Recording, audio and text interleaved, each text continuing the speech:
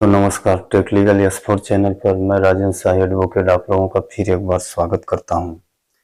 साथियों, आज के वीडियो में हम चर्चा करने जा रहे हैं कि जिस तरह से सहारा निवेशकों के रिफंड की प्रक्रिया आगे बढ़ रही है, उस प्रक्रिया को देखते हुए ऐसा प्रतीत होता है, 100% यथार्थ प्रमाण के साथ हम कह सकते हैं कि आखिर सरकार की मंशा क्या है। सरकार की मंशा किस और हम उठा रहे हैं साथियों, जैसा कि माननीय सर्वोच्च न्यायालय के द्वारा आदेश दिया गया था कि 9 माह के अंदर सहारा के वैध इन्वेस्टरों का रिटर्न, जो भी वैध इन्वेस्टर हैं, उनका पैसा का भुगतान करें।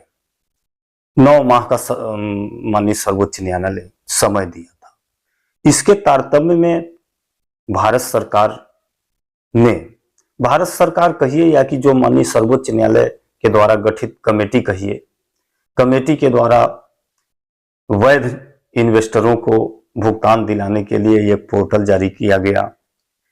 पोर्टल जारी करने के बाद उसमें कंडीशन लगा दिया गया कि प्रत्येक जमाकर्ता का 10,000 रुपए का भुगतान प्रारंभिक फेस में करेंगे। खैर ठीक था यह प्रारंभिक फेस में 10,000 रुपए का भुगतान करना, लेकिन 9 माह में सारे फेस कंप्लीट हो जाने चाहिए थे। लेकिन बड़े दुख के साथ कहना पड़ रहा है साथियों कि 9 माह में से लगभग 7-8 माह तो बीत गए। 8 माह में से अभी प्रथम फेस का भुगतान नहीं हो पाया। कहने का तात्पर्य यह है कि जैसा कि माननीय सर्वोच्च न्यायालय के आदेश में लिखा था कि अगर 9 माह के अंदर आप सहारा के वैध इन्वेस्टरों का भुगतान करें, भुगतान के बाद जो राशि बच जाती है उस राशि को पुनः सहारा सेविंग अकाउंट में रिटर्न करें। तो सरकार की मंशा ये है कि किसी भी तरह से 9 माह का कार्यकाल बिताया जाए और 9 माह के कार्यकाल के बाद 5,000 करोड़ में से मान लीजिए 100-200 करोड़ 500 करोड़ तक का भुगतान कर दिया जाए। बाकी जो राशि बच जाती है उस राशि को पुनः सहारा से भी रिफंड खाते में रिटर्न कर दिया जाए।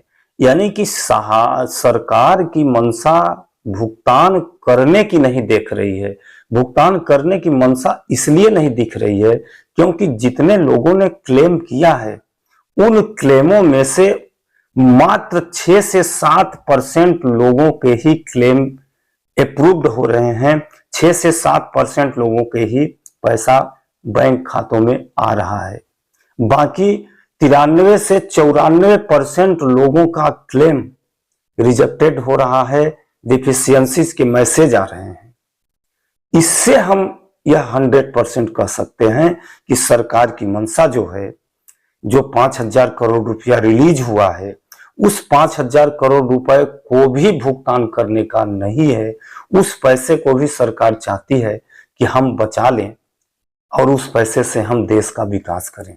यानी देश का विकास करने में सरकार तत्पर नजर आ रही है, लेकिन वह देश का विकास ही क्या, जिस देश के नागरिक तिल तिल मरने को मजबूर हो रहे हैं, जिस देश के नागरिक खून पसीनों की कमाई के लिए दर दर की ठोकरें खा रहे हैं, जिस देश के नागरिक के खून पसीनों की कमाई पर डाका डाला जा रहा है, तो उस देश का विकास कैसे होगा? देश का विकास तो देश के नागरिकों के विकास से ही होता है।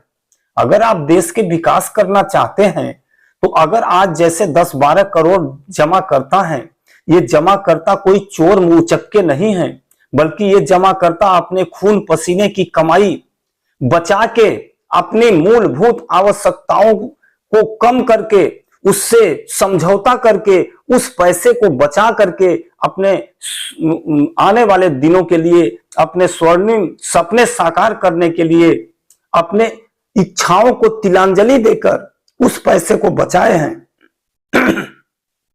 अब बचाने के बाद जब पैसा लेने की बारी आई तो बैन लगा दिया गया।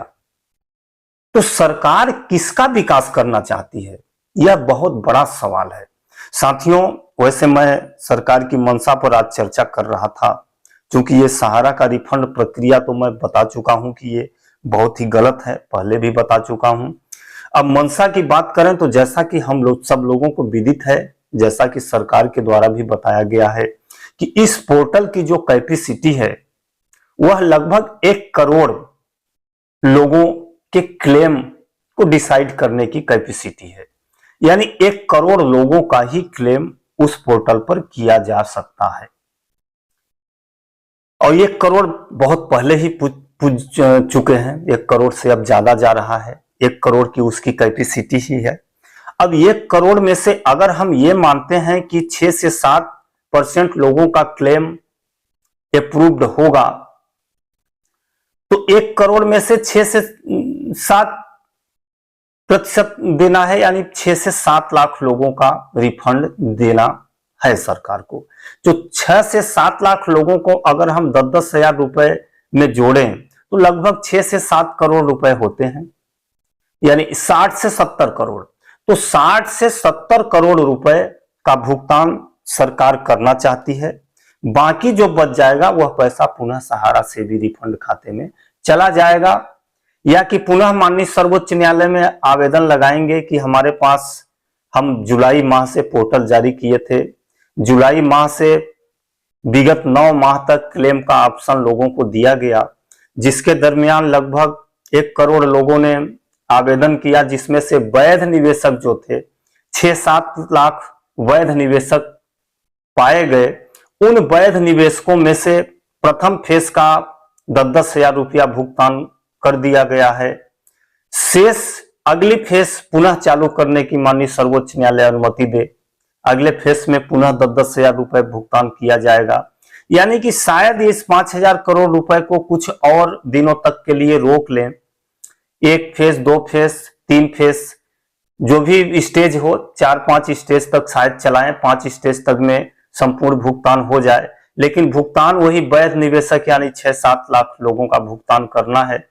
6-7 लाख लोगों के भुगतान में निश्चित है कि ये 5,000 करोड़ रुपए का संपूर्ण भुगतान नहीं हो पाएगा। खूब करेंगे तो 1,000-2,000 करोड़ का भुगतान होगा। 1,000-2,000 का भुगतान होने के बाद माननीय सर्वोच्च न्यायालय के समक्ष आवेदन देंगे कि हमने माननीय सर्वोच्च न्यायालय के आदेशानुसार सहारा निवेशकों का रिफंड दिलाने के लिए पोर्टल जारी किया, जिसमें से हमारे पास कुल इतने दावे आए, लेकिन कुल इतने दावे में से सिर्फ 10 या 11 लाख ही वैध निवेशक मिले। जिन 10 या 11 लाख वैध निवेशकों का 2,000 करोड़ रुपए का भुगतान, संपूर्ण भुगतान कर दिया गया है। शेष राशि 3,000 करोड़ रुपए जो बचा है, यह राशि पुनः सहारा से भी रिफंड खाते में जमा कराए जाने की कृपा करें। और माननीय सर्वोच्च न्यायालय सरकार की बातों को भली भांति मान ही लेगा, क्योंकि ऐसा प्रमाण है। आप पोर्टल जारी किए हैं, पोर्टल में से वैध निवेशक जो आएंगे उन्हीं का भुगतान करना है। वैध निवेशक 10-11 लाख आए, 10-11 लाख का भुगतान हो गया, शेष राशि जो है वो सहारा रिफंड खाते में ट्रांसफर की जा रही है। यानी कुल मिला के सरकार की मंशा नहीं है, सहारा की तो पहले से ही मंशा नहीं थी कि हम भुगतान करें।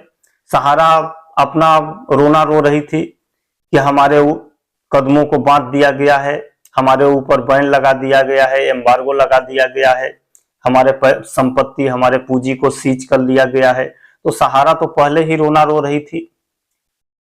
अब इसी तरह का रोना सेबी रोएगी कि जितने वैध निवेशक थे हमने उनका भुगतान कर दिया। शेष राशि जो बची है 5,000 करोड़ में से भी 2,000 करोड़ का भुगतान होगा, तो 25,000 करोड़ रुपए है, तो 23,000 करोड़ रुपए बच जाएगा। 23,000 करोड़ रुपए फिर उस राशि को सरकार राजसात कर लेगी और उस राशि से सरकार देश का विकास करेगी। यह मंशा प्रतीत हो रही है। अब इस मंशा को उजागर करने के लिए कि सरकार की मंशा सही है या गलत है, जिन लोगों का बांड मिला है उन लोगों का बांड कैसे गलत हो सकता है, कैसे फर्जी हो सकता है, जब सहारा के ही कार्यालय से जारी किया गया है। तो इन सब कार्यों के लिए अब सारे निवेशकों को बहुत भारी उलझनों से उलझना पड़ेगा। अब उन बांडों को लेकर के सिविल सूट फाइल करना होगा, या तो आप एक यूनिटी बनाइए, एक संगठन बनाइए।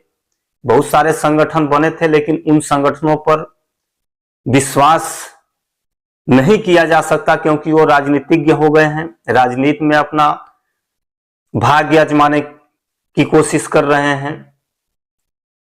तो एक निर्विरोध राजनीतिक संगठन बनाइए, और राजनीतिक संगठन के माध्यम से ये निवेशकों का संगठन बनाइए, और उन निवेशकों के संगठनों से एक अच्छा वकील, अच्छा लॉयर नियुक्त कीजिए, ताकि जो निवेशकों के प्रतिनिधित्व, निवेशकों की लड़ाई को लड़ सके, निवेशकों के बांड जिनको आज सहारा के द्वारा अवैध करार दिया जा रहा है, उसको वैध करार दिलाया जा सके, और वैध करार दिला के फिर उन लोगों का भुगतान दिलाया जा सके। तो इस तरह से एक निवेशकों का संगठन बनाने की आवश्यकता है, और संगठन बना के माननीय सर्वोच्च न्यायालय में पूरे देश का प्रतिनिधित्व करते हुए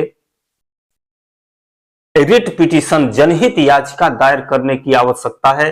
क्योंकि आज दिन तक निवेशकों की ओर से सामूहिक रूप से, व्यक्तिगत रूप से निवेशक गए हैं, हाई कोर्ट में गए हैं, सुप्रीम कोर्ट में भी गए हैं। तो व्यक्तिगत रूप से अगर आप डिमांड करेंगे तो आपका मांग जो है कमजोर ही होगा। अगर आप सामूहिक रूप से मांग करेंगे, आपके जनहित याचिका में कम से कम लाख, 2 लाख, 5 लाख लोगों, निवेशकों के दस्तखत हो, 5 लाख लोगों के दुख दर्द का वृत्तांत हो, उसमें उनके पीड़ा का, उनमें उनके पैसे कैसे अर्जित किए, उन पैसे को कैसे जमा किए, क्या सपना देखे थे, क्या क्षति हुआ, कितने लोगों की मृत्यु हुई, इन सब सारे बातों का उल्लेख करते हुए माननीय सर्वोच्च न्यायालय में अगर याचिका लगाई जाए, तभी हम लोगों का जीत संभव है। या एक जीत था जनता की अदालत, तो जनता की अदालत में भी जाने के लिए हमें एक मजबूत संगठन की आवश्यकता पड़ेगी। तभी सारे निवेशकों का भुगतान होगा, तभी सारे निवेशकों की जीत होगी।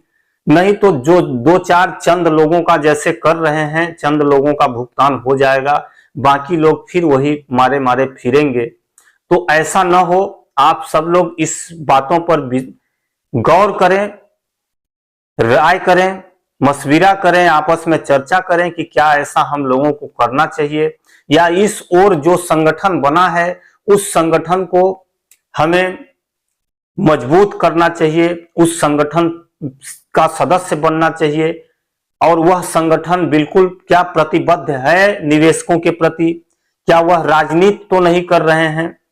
इन सब बातों को देखते हुए अब हम लोगों के सामने मात्र 2 विकल्प है, और 2 विकल्प में जनता का विकल्प जो प्रतीत होता है, अगर कोई विपक्ष पार्टियां भी बोलें कि हमारी सरकार आती है तो हम दिलाएंगे, तो हम विपक्ष का समर्थन करें।